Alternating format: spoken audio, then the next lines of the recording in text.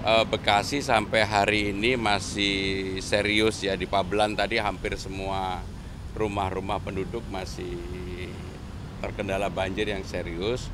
Maka pemerintah Jakarta dari kemarin saya sebenarnya sudah memutuskan untuk memberikan bantuan ke Bekasi. Yang pertama saya ingin mengucapkan terima kasih terlebih dahulu ke Polair yang memfasilitasi untuk melihat secara langsung banjir yang terjadi baik di Jakarta maupun di Bekasi. Tadi kami tidak hanya di Jakarta, kami juga ke Bekasi, ke Pabelan dan sebagainya.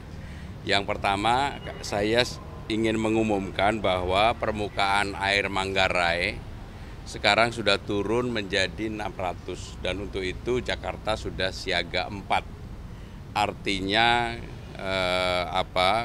alhamdulillah bahwa kemarin yang sempat 850 sekarang udah 600 dan kalau dilihat dari atas tadi kehidupan Jakarta sudah mulai normal kembali.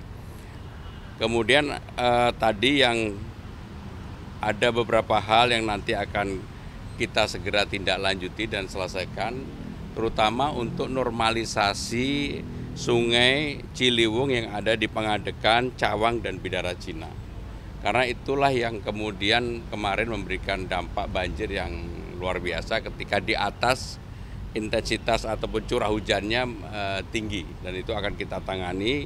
Dengan demikian tadi saya sudah meminta kepada Kepala Dinas Sumber Daya Air untuk segera menindaklanjuti terutama untuk pembebasan lahan dan sebagainya.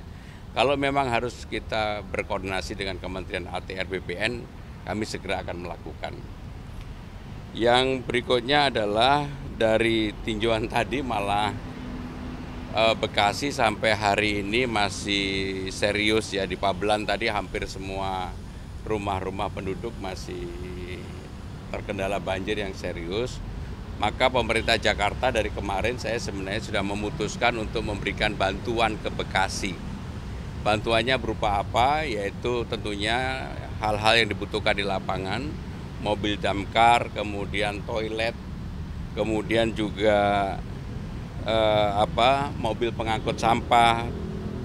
Dan kami juga hari ini sudah mengirimkan pasukan PPSU ke Bekasi untuk membantu kerja bakti yang diadakan dan juga membantu untuk di lapangannya. Jumlahnya lebih dari 200 Bu ya.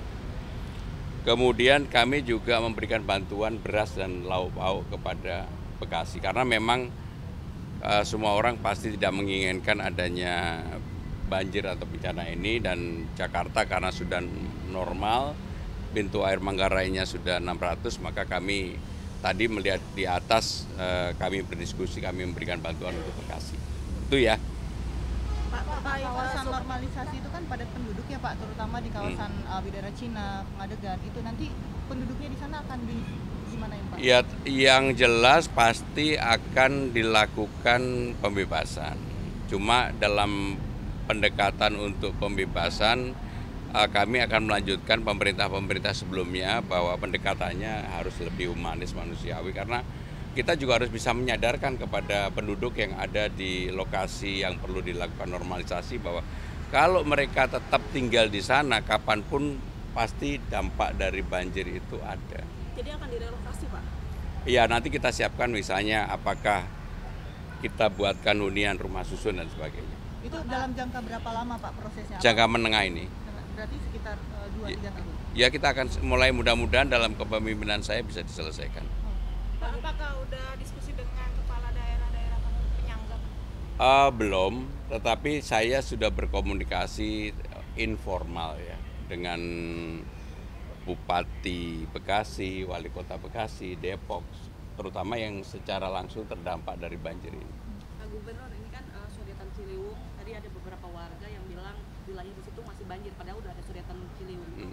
Tanggapannya seperti apa Pak? Memang kalau tinggi permukaan airnya itu di bawah 700, sodetan sebenarnya tidak berfungsi secara maksimal. Jadi saya juga baru tahu tadi dilaporkan oleh Kepala Dinas SDA, kalau permukaan Manggarainya 700 itu sodetannya baru ngalir. Jadi sehingga dengan demikian sodetannya pun perlu nanti kita mungkin ya harus waktunya untuk dikeruk kembali karena ini persoalan lapangan yang memang ada.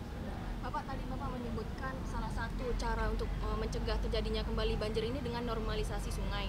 Apakah dengan normalisasi sungai yang Bapak sebutkan ini seperti tidak adanya relokasi atau pemulihan di daerah sekitar sungai atau pembongkaran villa-villa liar yang tidak dilanjutkan dengan upaya penghijauan kembali area puncak, Pak? Intinya adalah kita lebih berkonsentrasi terlebih dahulu di mana yang menjadi tanggung jawab pemerintah Jakarta.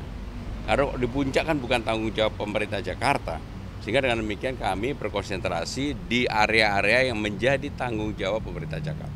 Pak, koordinasi informalnya dengan daerah penyangga, kepala daerah penyangga seperti apa, Pak? Ya, sebenarnya begitu berkomunikasi dengan saya mereka lebih banyak ngeluhnya. Tetapi ya seperti persoalan dengan Bekasi sekarang, wali kota Bekasi kan memang di Bekasi sampai hari ini belum turun. Dan mereka butuh pompa dan sebagainya.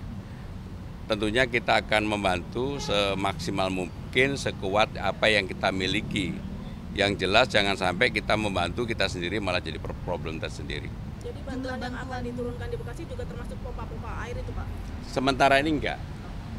Karena memang tapi Bekasi ini kalau kita lihat dari atas tadi, kalau tidak ada pompa yang mencukupi maka airnya tidak turun-turun. Seperti di Pabelan itu merata tadi, di rumah-rumah penduduk masih semuanya kebanjiran. Pak, ada Jumlah rencana bantuan untuk logistik. kepala daerah lain, Pak? Oh pasti. Jangan tanya kapannya, tapi pasti.